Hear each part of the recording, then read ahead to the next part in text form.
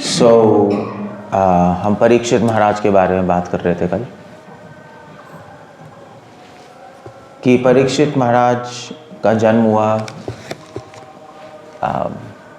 उत्तरा के गर्भ से। उत्तरा कौन थी उत्तरा?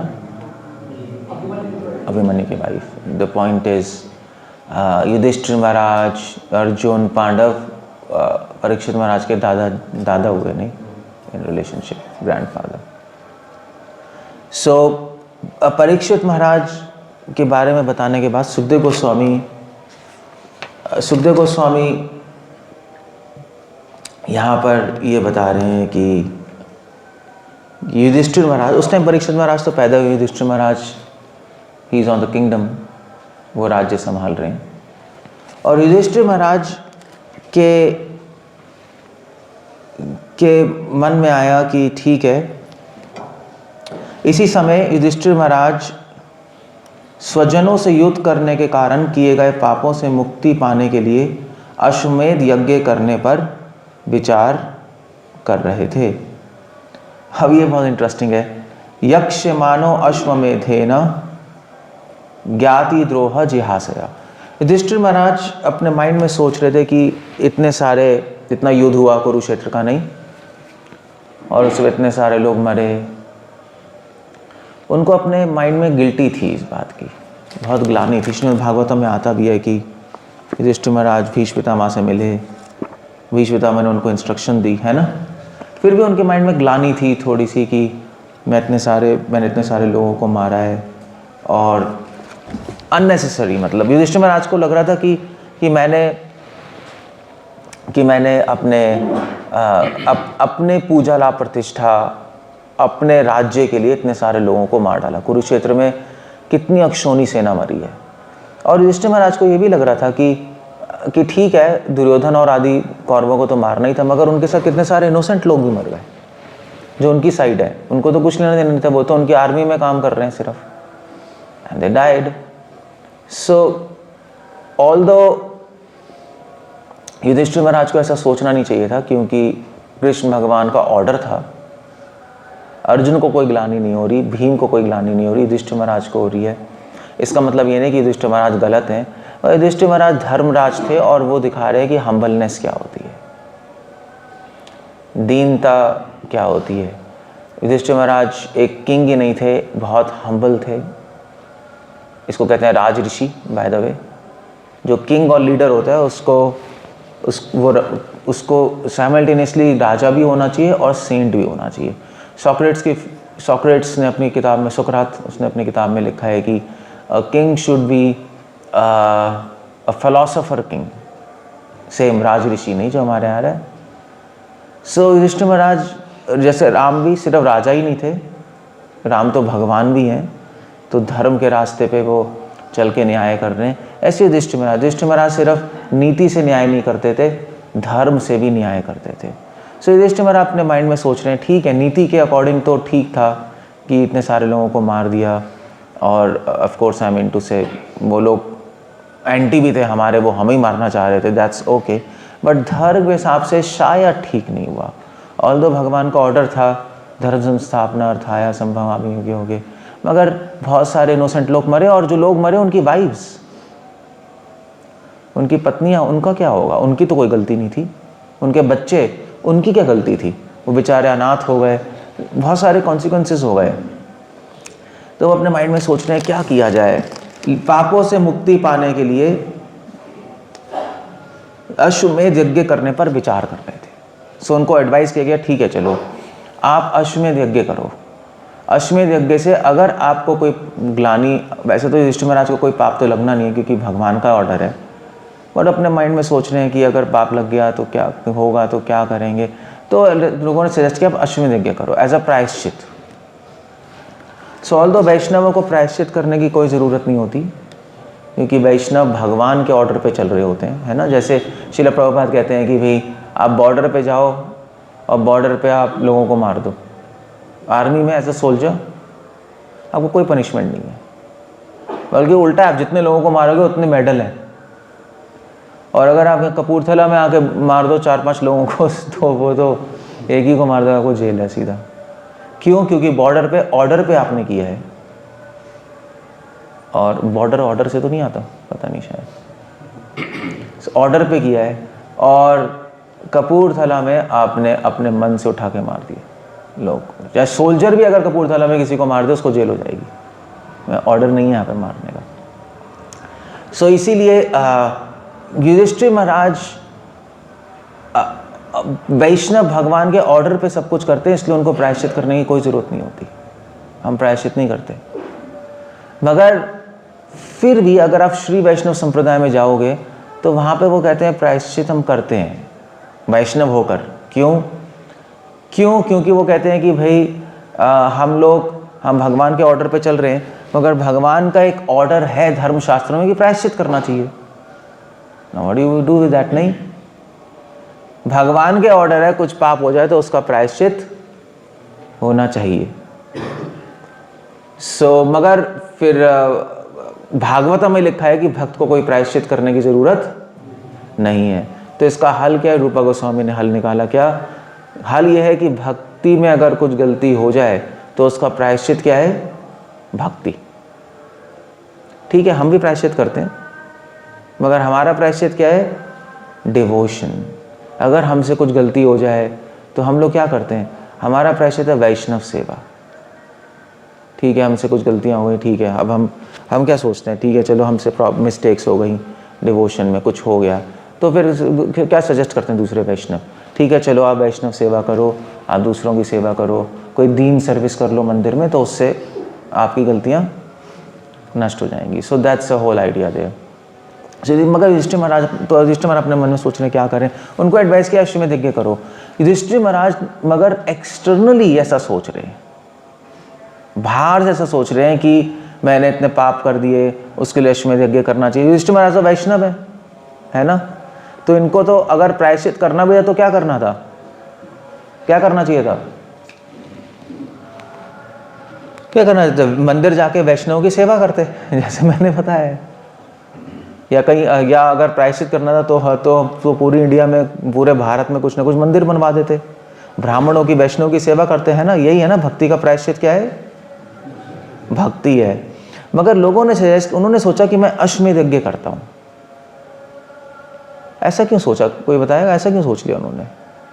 उनको माइंड में सोचना चाहिए चलो भाई भक्ति का प्रायश्चित भक्ति है, मैं तो डिवोटी हूँ, मुझे इधर उधर के प्रायश्चित करने की ज़रूरत नहीं है। मुझे ना, जैसे प्रायश्चित करते हैं ना लोग, जैसे भी चार धाम यात्रा चले गए, या किसी ने प्रायश्चित किया कि हम गाय दान कर देंगे, कुछ होते हैं ऐसी चीज़ें। उन्होंने कहा नहीं, तो अगर उन्होंने सोचा मैं अश्वमेध यज्ञ करूँगा। शास्त्रों में अगर आपसे बहुत ज़्यादा हत्याएँ हो जाए तो उसका प्रायश्चित है अश्वमेध यज्ञ, स्पेशली किंग के लिए, सबके लिए नहीं है, पर किंग।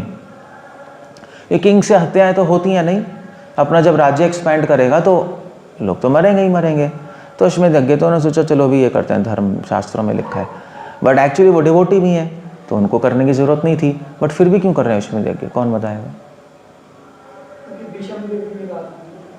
क्योंकि पितामह ने कहा था। नहीं, मैंने तो नहीं पढ़ा, कहा था क्या? आपने कहा पढ़ा? विश्वतमा ने कहा था है? सुनाई नहीं दे रहा क्या? भागवतम में लिखा है? विश्वतमा में कहा तो नहीं था, मैंने तो नहीं पढ़ा। उसमें लग के बोला था उसको करने को, आई डोंट नो, बट उसका रीज़न कुछ और, भागवतम में कुछ और लिखा है रीज़न। क्या रीज़न है?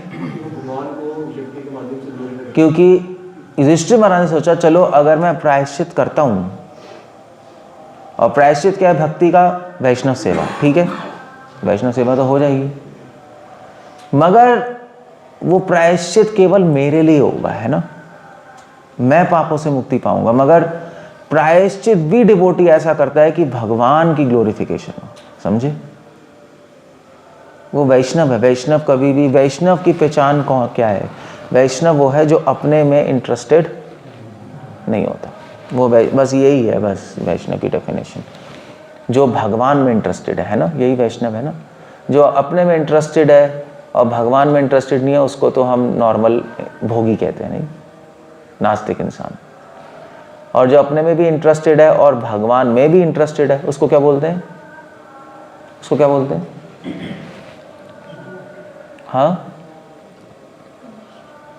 हाँ, उसको बोलते हैं वैष्णव प्राय। वैष्णव जैसा है नहीं, क्योंकि अभी वैष्णव नहीं, वैष्णव अपने में 0 इंटरेस्ट, भगवान में 100% इंटरेस्ट।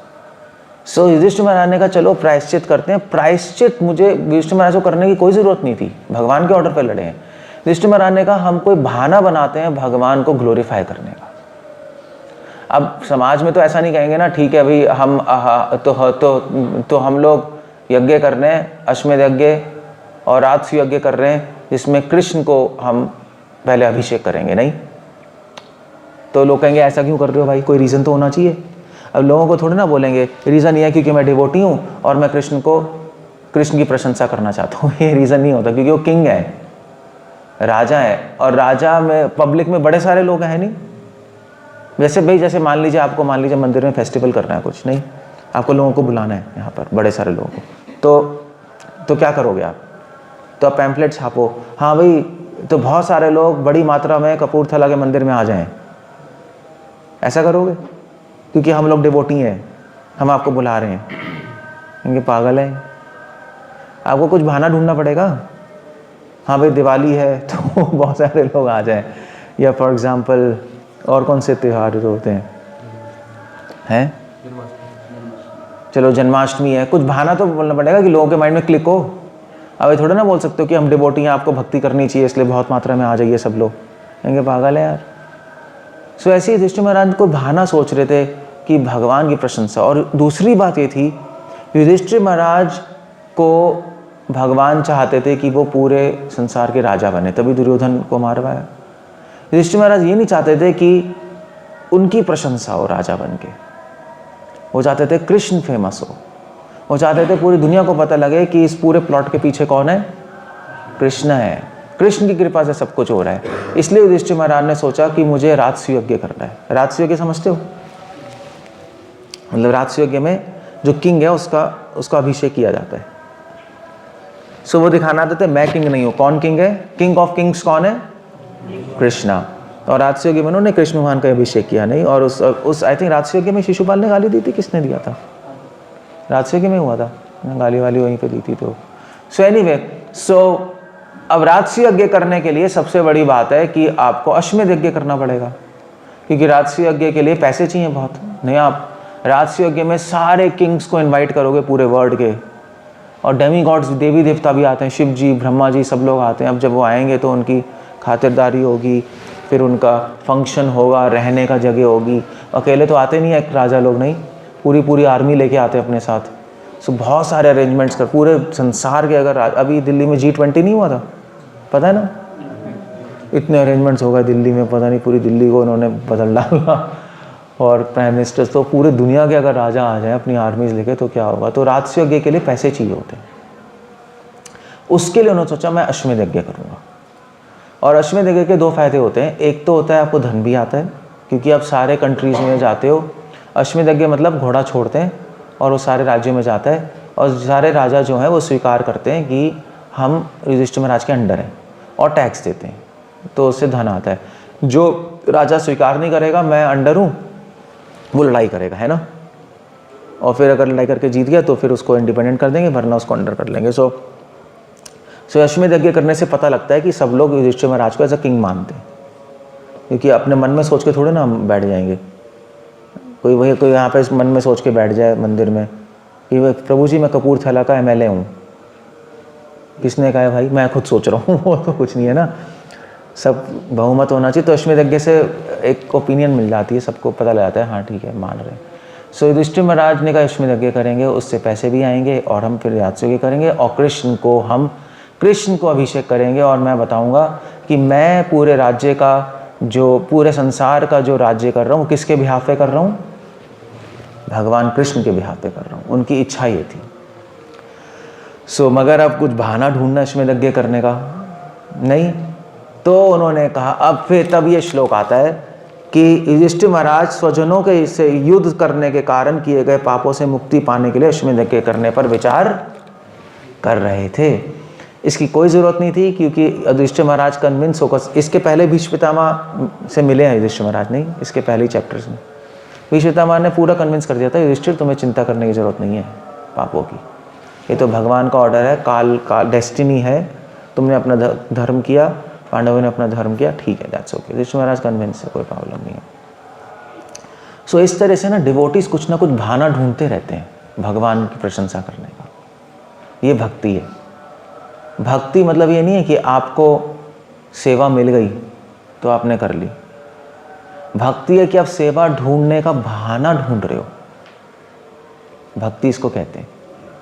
भक्ति ऐसे नहीं है कि जब ठीक है अभी भगवान की प्रशंसा की खत्म, भक्ति है कि हम कुछ ऐसा करें कि भगवान और फेमस हो और भगवान पे अटेंशन जाए, कुछ ना कुछ सोचते रहते हैं डिवोटीज, बहाना ढूंढते रहते हैं कुछ ना कुछ।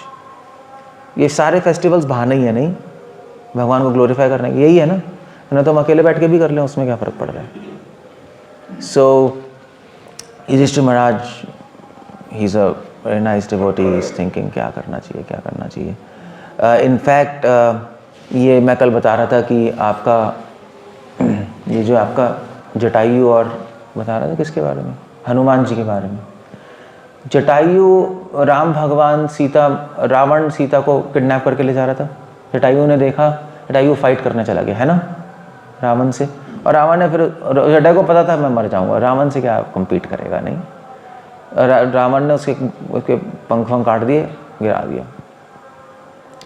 सो जटायु इज आप कहोगे कितना हीरोइक है ना, राम भगवान ने कृपा भी की।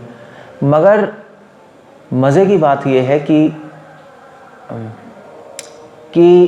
हनुमान जी ने, रावण जब लंका गए तो हनुमान जी ने रावण से लड़ाई नहीं की, पता है ना, कभी आते नहीं कि हनुमान जी रावण से लड़ाई कर रहे हो बैठे, राम ने लड़ाई की रावण से। हनुमान जी मार सकते थे रावण को अकेले, जिस हनुमान जी ने पूरी लंका को आग में जला दिया अकेले रहकर, और रावण के सामने उससे बात करके उसकी बेइज्जती करके वापस आ गए, हनुमान जी तो कुछ भी कर सकते थे, मगर उन्होंने रावण से लड़ाई नहीं की। क्यों? क्योंकि हनुमान जी ने सोचा अगर मैं रावण से लड़ाई करूँगा और रावण मर गया मेरे हाथों तो कौन फेमस होगा? हनुमान जी, मैं फेमस हो जाऊँगा। और अगर राम लड़ाई करेंगे, राम के हाथों मारेंगे तो राम फेमस होंगे, है नहीं? इसलिए सीता देवी ने भी रावण को नहीं मारा। सीता देवी ने तो एक तिनके से मार सकती थी, तभी तो तिनका लेके बैठती थी कि पतिव्रता सी तो कुछ भी कर दे, पतिव्रता थी तो सूरज और चंद्रमा को भी हिला दे, नहीं?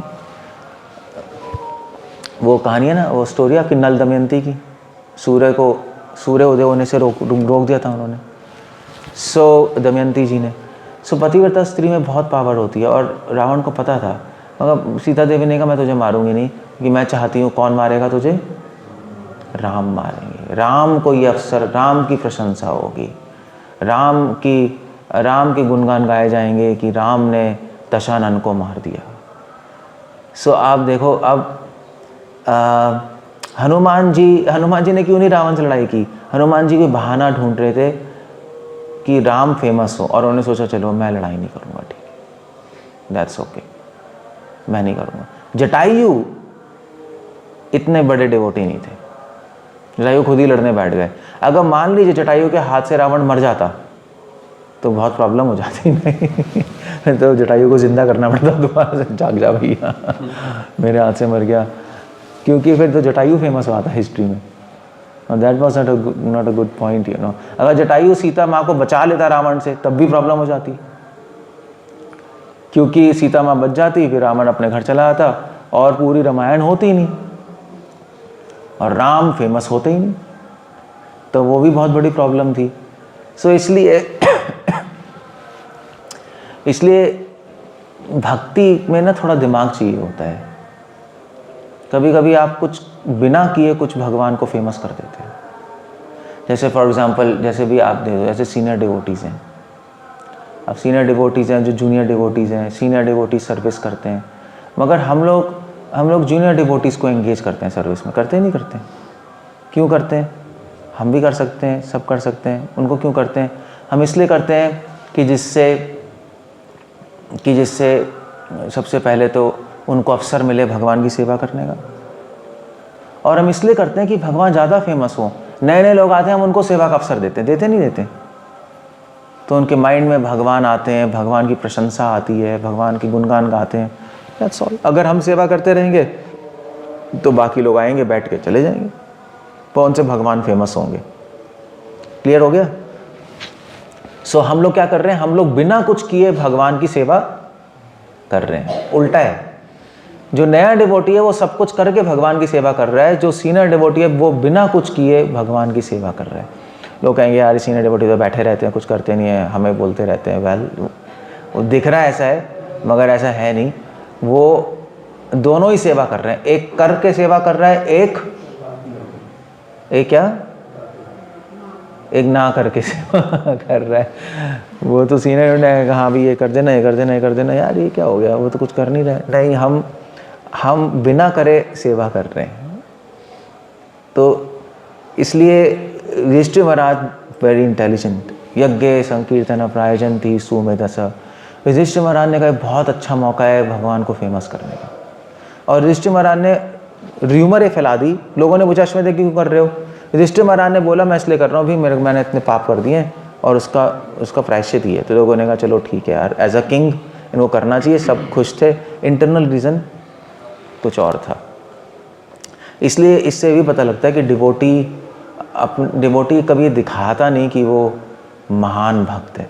अगर युधिष्ठिर महाराज कहते पूरे संसार में कि भी मैं इसलिए कर रहा हूँ अश्वमेध यज्ञ कि पैसे मिलेंगे, पैसे से राजस्व होगा, फिर मैं कृष्ण के अभिषेक करूँगा, दिखाऊंगा कि कृष्णा ही सब कुछ करने वाले हैं, तो उससे क्या हो जाता?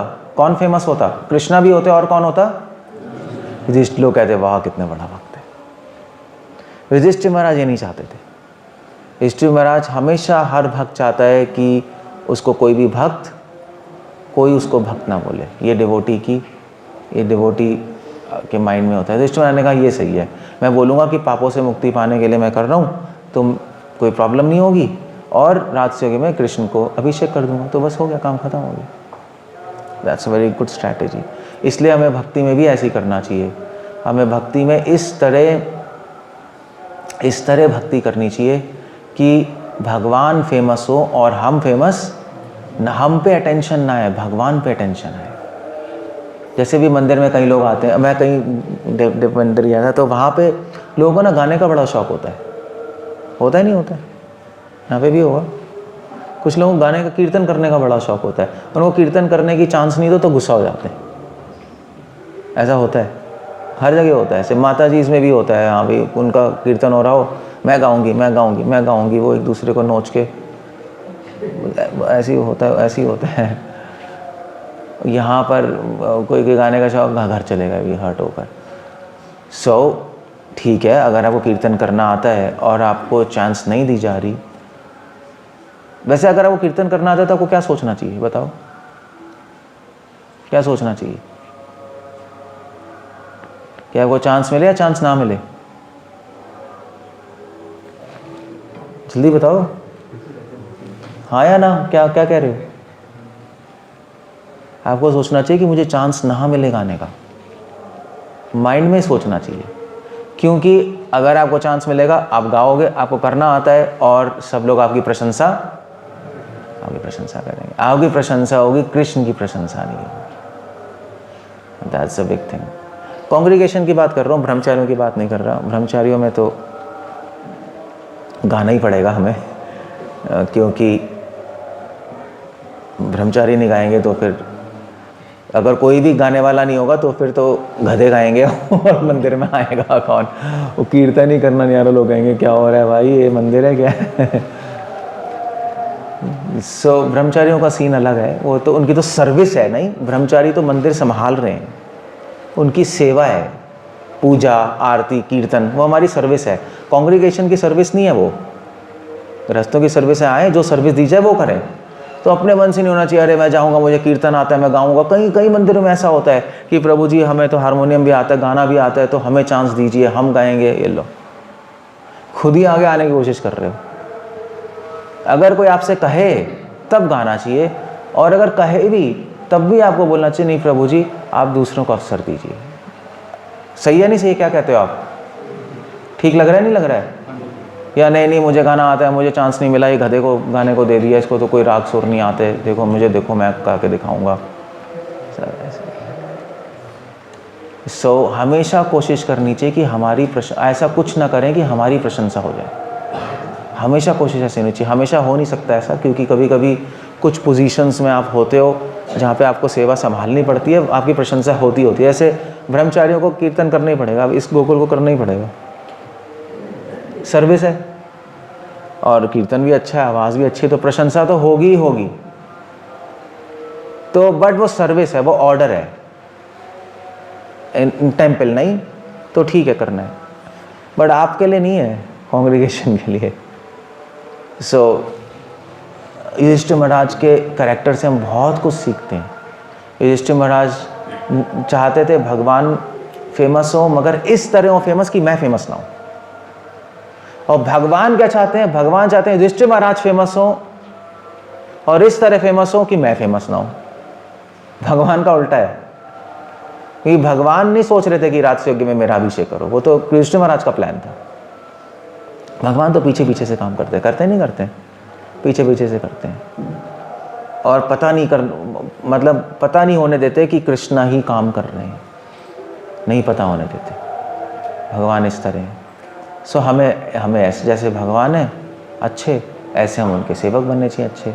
सो जो आगे आता है भक्ति में, वो भगवान की नज़र में अच्छा डिवोटी नहीं होता। जो पीछे रहता है वो भगवान की नज़र में अच्छा डिवोटी होता है। त्रिनादपि सुनी चेना, ये बात है। सो अगर आप मंदिर आए हो, आप सबसे आगे आके खड़े हो जाओ तो भगवान आपको पहले नहीं देखेंगे। भगवान पहले किसको देखेंगे?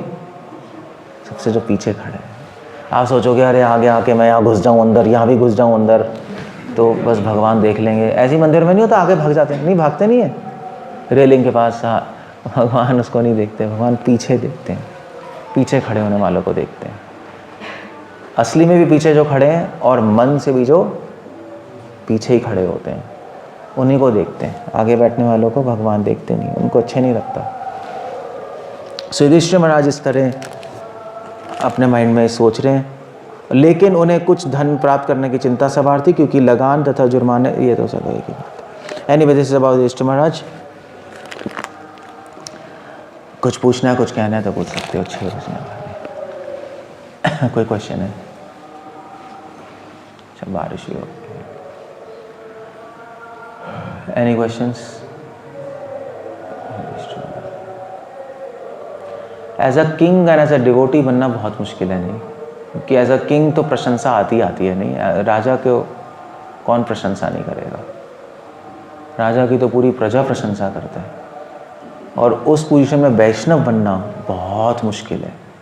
आप पब्लिक फिगर हो और आप डिवोटी भी हो, और आप चाहते हो कि आपकी प्रेज़ ना हो, मगर आपकी प्रेज़ पब्लिक कर ही रही है, तो बहुत मुश्किल काम है। इसलिए युधिष्ठिर महाराज ने प्लान सोचा था कि मैं नहीं जाता। जैसे अद्वैताचार्य ने प्लान सोचा था।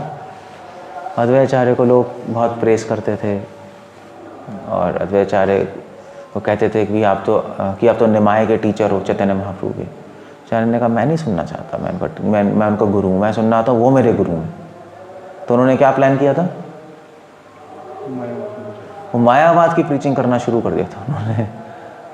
तो महाप्रभु बहुत गुस्सा है। महाप्रभु ने कहा तुम मायावाद की प्रीचिंग कर रहे हो। उन्होंने आकर अद्वैताचार्य को बहुत मारा।